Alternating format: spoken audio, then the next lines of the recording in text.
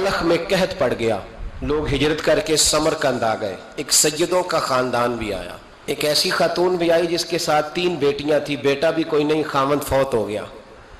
مسجد کے ساتھ مہمان خانے بنے ہوتے تھے، وہاں اس نے بچوں کو ٹھہرایا اور نکلی سمرقند میں کہ کوئی آدمی مل جائے اور اس سے کہوں کہ تھوڑی سی مدد ہو۔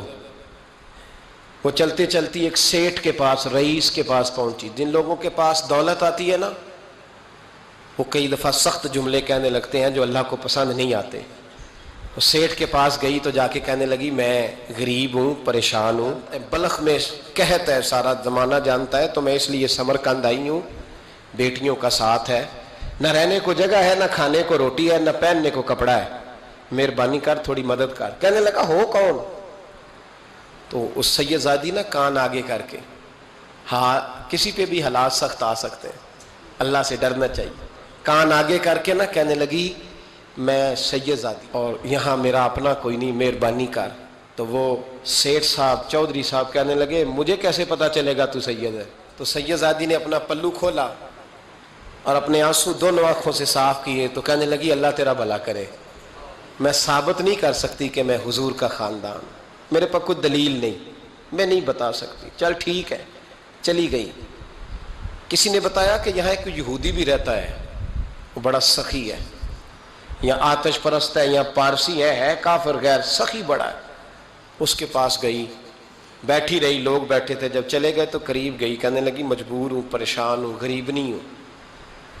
کہنے لگا بی بی تجھے کبھی دیکھا نہیں، سمرقند کی اتنی آبادی نہیں، میں سارے شہر، تو کون ہے؟ تو کہنے لگی تعارف نہ ہی پوچھے تو اچھا ہے۔ اس نے کہا چلو اگر پتہ چل جائے تو۔ کہنے لگی میں مسلمانوں کے نبی کی اولاد ہوں، مسلمانوں۔ اس نے کہا پیغمبر خدا کی اولاد؟ اٹھ کے کھڑا ہو گیا، بی بی کو ساتھ لیا، گھر گیا۔ کہنے لگا جو صاف ستھرا کمرہ ہے نا اسے پھر دھو ڈالو، ایک دفعہ پھر دھو ڈالو۔ کمرہ دھلایا، صاف کرایا۔ پھر کہنے لگا بی بی میرے برتن زیادہ صاف ستھرے نہیں، میں نئے نہ خرید کے لا دوں۔ پھر نئے برتن لایا۔ پھر اپنے بچوں سے کہنے لگا اونچا نہ بھولنا کہ سیدہ فاطمہ کی شہزادیاں آئی ہیں، یہاں کوئی شخص اونچی بات نہ کرے۔ پھر کہنے لگا بی بی جو میرا بالکل طیب اور حلال رزق ہے نا، یہ اس میں سے لنگر ہے، لیکن چونکہ میں غیر مسلم ہوں، مجھے سلیقے نہیں آتے، جیسا تیسا بھی ہو نا اسے قبول کر لینا۔ خاتون کو کہنے لگا یہ گھر ہے، جب تک جی چاہے یہاں رہنا، پر دیکھنا ہو سکے تو رات اپنے نبی سے سفارش کرنا، میرا بھی کوئی مسئلہ، میری بھی کوئی قبولیت کہیں ہو جائے۔ وہ مسلمان کہلانے والا رات کو سویا، کہتے جنت سجی ہوئی ہے، لوگ جنت میں جا رہے ہیں، لائنیں لگی ہوئی ہیں، نبی پاک لوگوں کو جنت میں بھیج رہے ہیں۔ میں بھی دوڑ کے لائن میں لگ گیا، فرشتے نے میرا بازو پکڑا، کہا پیچھے ہٹ۔ تو میں دوڑ کے حضور کی بارگاہ میں گیا، میں حضور سارے جنت میں جا رہے ہیں، یہ مجھے نہیں جانے دیتا۔ تو نبی پاک نے فرمایا تو کون ہے؟ کہ یا رسول اللہ میں مسلمان ہوں۔ کہتے حضور مجھ سے فرمانے لگے کوئی دلیل ہے تیرے پاس؟ دلیل ہے کوئی تیرے پاس؟ میں چپ کر گیا۔ فرمایا میری بیٹی تیرے دروازے پر آ ہی گئی تھی تو دلیلیں پوچھنے لگ گیا تھا۔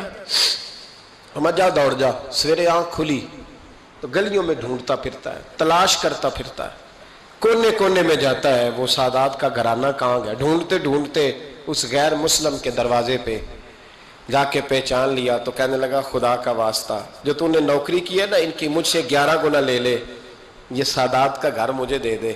تو کہنے لگا کل تو آتا تو شاید بات اور ہوتی، آج بات اور ہے۔ اس نے کہا مہربانی کر۔ کہا نہیں کل تو آتا تو معاملہ اور تھا، آج معاملہ آج اور ہے، رنگ بدل گیا ہے، حالات تبدیل ہو گئے ہیں، اب تو دیکھ داکھ کے آیا، جا دوڑ جا۔ کہنے لگا نہیں مہربانی کر دے دے، تو غیر مسلم میں تیرا کیا تعلق؟ کہنے لگا چپ کر، غیر مسلم میں کل تک تھا، کل سے سیدوں سے پیار کیا ہے تو میرے حالات سنور گئے ہیں، وہ جو نظارے تو نے رات خواب میں دیکھے ہیں میں نے جاگتی آنکھوں سے دیکھے ہیں، میں نے جاگتی آنکھوں سے اور تو نے کسی مفتی پیر عالم کے ہاتھ پہ کلمہ پڑھا ہے؟ میں نے رات محمد عربی کے ہاتھ پہ کلمہ پڑھا، رسول اللہ کے ہاتھ پہ کلمہ پڑھا۔